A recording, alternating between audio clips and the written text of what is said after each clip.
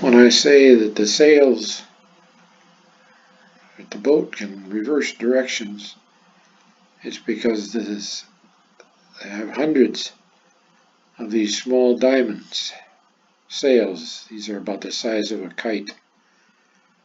And to reverse one of these little sails, the pivot point is down at the bottom and at the top, and then there'll be lines on the front and the back so that you can put it in any position, and when you want to reverse, you just pull real hard and it flips around. One of the advantages of this kind of reverse is it cuts down the amount of tacking that you have to do, because the reverse is very quick.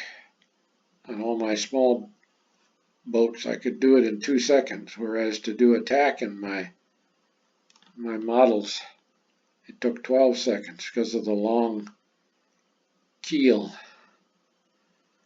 Whereas to just reverse, all it is all of these small sails just have to flip from one side to the other, which is a very quick operation.